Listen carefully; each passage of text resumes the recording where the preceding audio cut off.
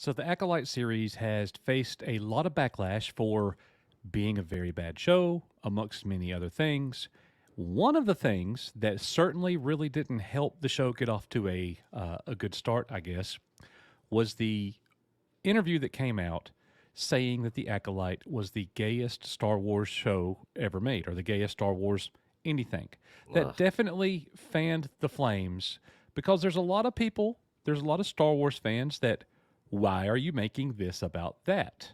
That Yeah, doesn't represent me, you know? yeah, and it doesn't represent Star Wars.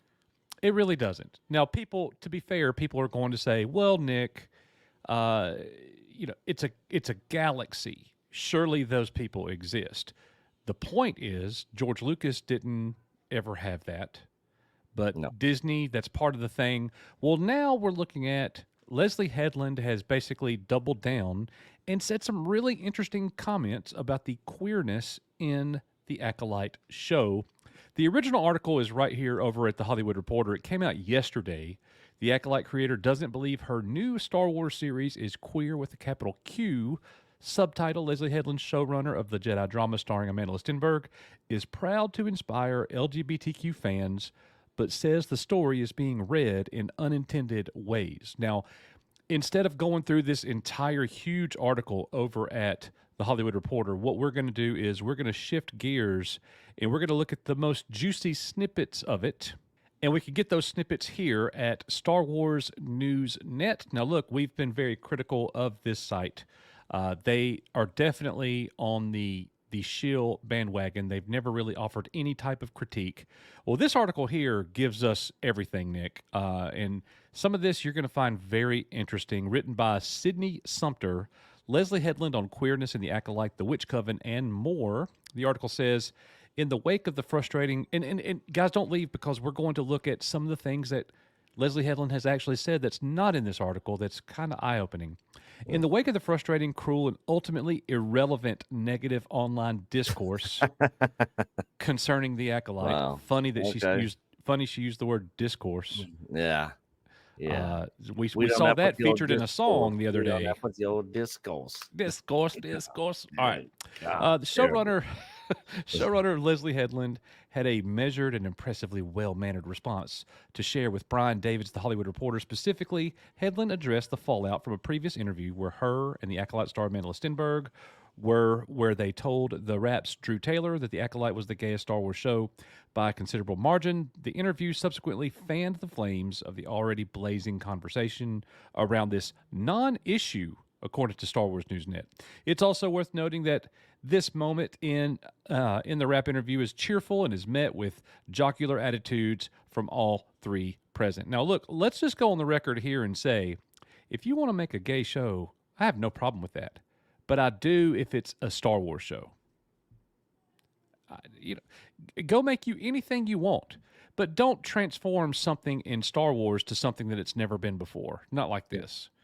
You're using Star Wars for something else. Social So, agenda. yeah. Mhm. So, about this comment or statement, Headland commented, I was surprised by the question. Amanda and I just burst out laughing because that's our knee jerk reaction to being asked that. But to be honest, I don't know what the term gay means in that sense. I don't believe that I've created queer with a capital Q content. And then she continues. She went further to elaborate the unique narrative setting of the witches in the show. Check this out, bro. They're in a matriarchal society. As a gay woman, I knew it would read that their sexuality is queer, but there also aren't any men in their community. So a closeness between the two of them would be natural. It seemed plot driven. I would say it's really reductive to call them lesbians. I think it means you're not really paying attention to this story. Yeah.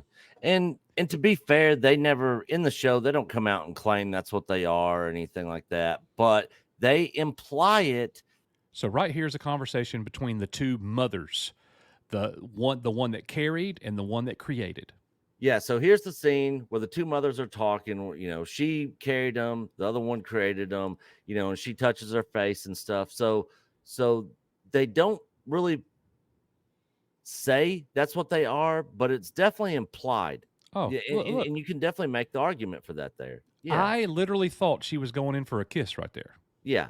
I don't know, like none of my sisters or none of my friends that are girls, touch other girls' It face and get right up on them like that. look Ever, you know. so for Leslye Headland to call them lesbians is reductive. What? Is it not obvious? That's what we're looking at? Yeah.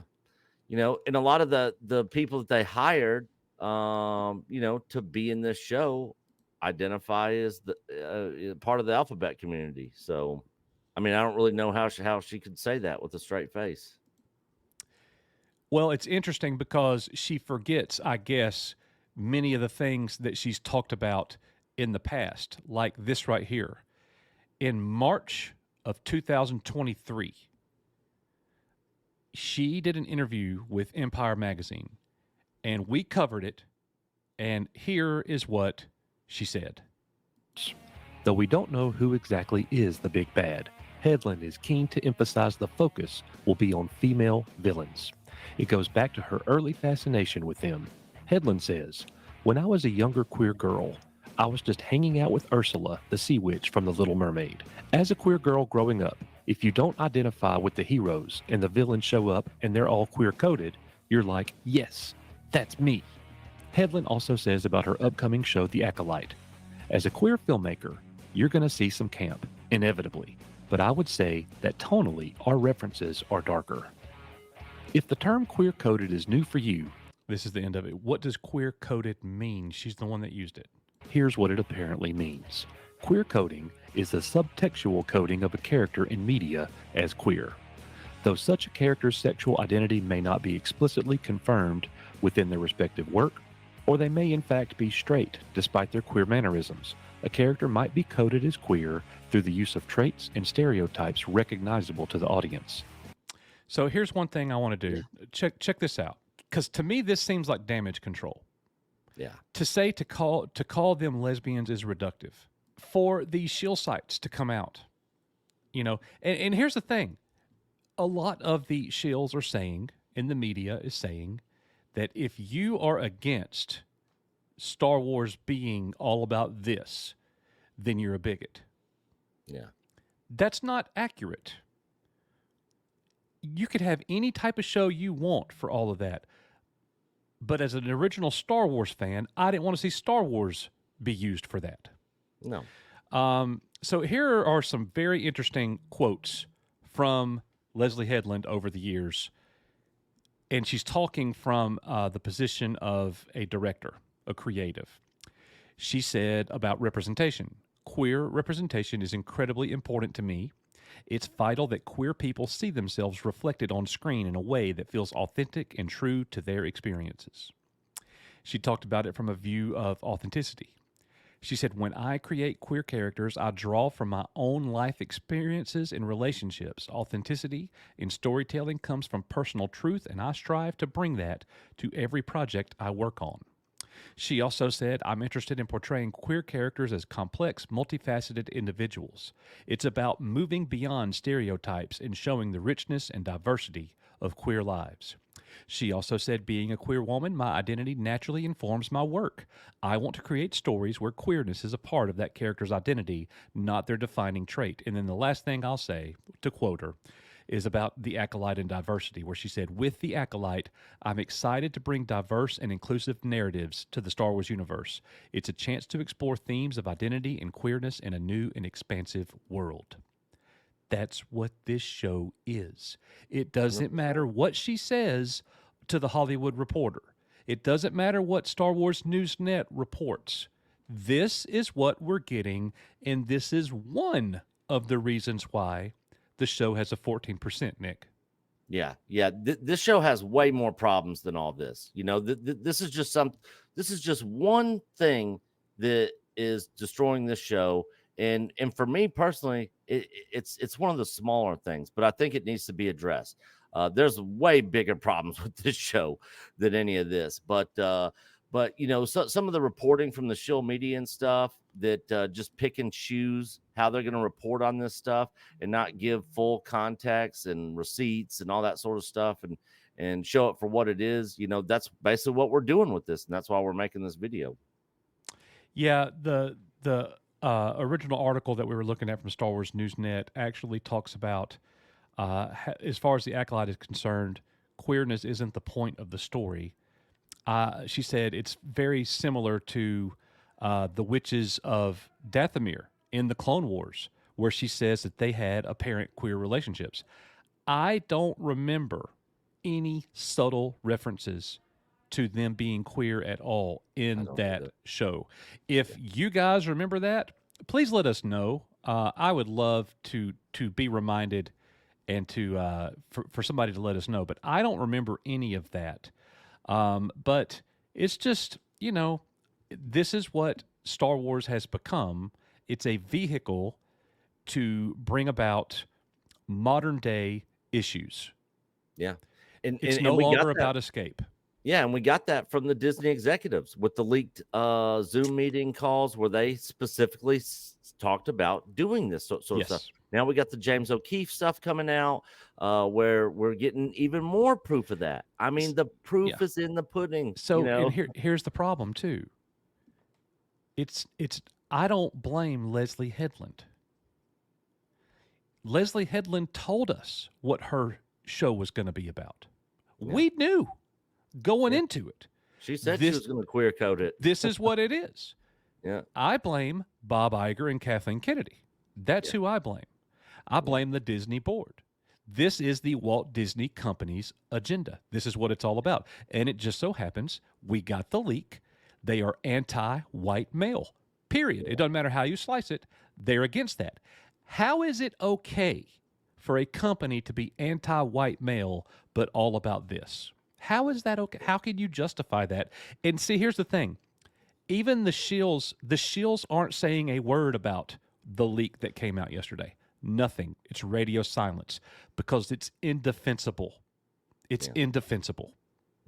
Yeah, especially since the alphabet community only makes up, roughly around 7 to 10% of the entire population. 7 to 10%. I thought it was like 3.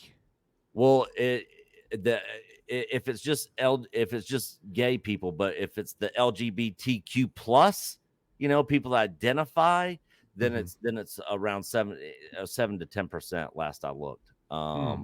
So and it's like, and it was like 17% of that percentage was I think adults under 30, if I'm remembering correctly. Okay. You guys can find the stats out there. I mean, it's a simple Google search, but yeah, it's even that side of it, a lot of them are still have issues with this show. They don't have anything to do with any of this stuff. The show has problems, and I don't see how anybody can deny that at this point. No. Or take what some of these social media sites are saying, and trying to basically downplay all this when we have all this in Leslye Headland's own words. Exactly. Well, guys, thank you very much for being here. Let us know in the comments what you think about all this. Your comments are very important to us. Thank you for being here. As we always say, you are Echo Base Network. If you're enjoying the series, that's awesome. We're glad for you. But this is just Star Wars of a whole different kind. So it is what it is. All right, guys. See you in the next one. Bye, guys.